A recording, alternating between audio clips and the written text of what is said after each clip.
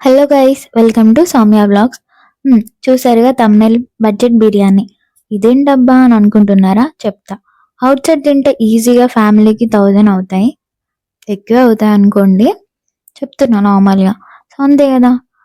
నేను మన ఇంట్లో ప్రిపేర్ చేసుకుంటే సో ఎంత బడ్జెట్లో అవుతుంది చూసిద్దాం.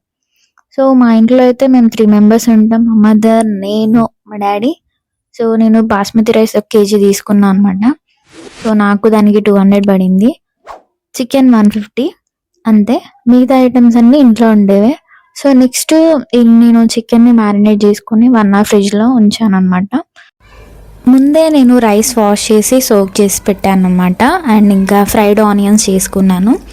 సో వాటిని మ్యారినేట్ చేసుకున్న చికెన్లో కలుపుకొని మిర్చి కూడా వేసుకోవాలి. తర్వాత రైస్ కుక్ చేసుకోవాలి.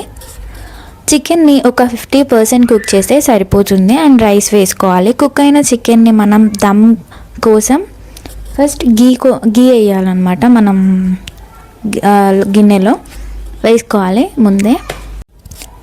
తర్వాత హాఫ్ కుక్ అయిన చికెన్ వేసుకోవాలి, ఫ్రైడ్ ఆనియన్స్, తర్వాత బిర్యానీ రైస్ ఒక పోర్షన్, చికెన్ ఇంకొక లేయర్ లాగా వేసుకోవాలి. అండ్ ఇంకొక లేయర్ కూడా సేమ్ అట్లానే ఫ్రైడ్ ఆనియన్స్, చికెన్, రైస్ అట్లా వేసుకోవాలి, అంతే. సో 3 మెంబర్స్కి అయితే మాకు 1/2 kg రైస్ పడింది. ఇంకా నాకు రైస్ కూడా మిగిలింది.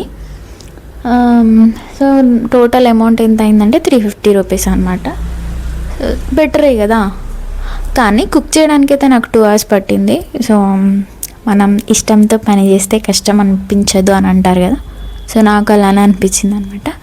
And thank you for watching. Do subscribe for more videos. And మీ ఫేవరెట్ డిష్ కామెంట్ చేయండి. నెక్స్ట్ అదే మనం ప్లాన్ చేసుకుందాం చేయడానికి. And bye bye, keep smiling.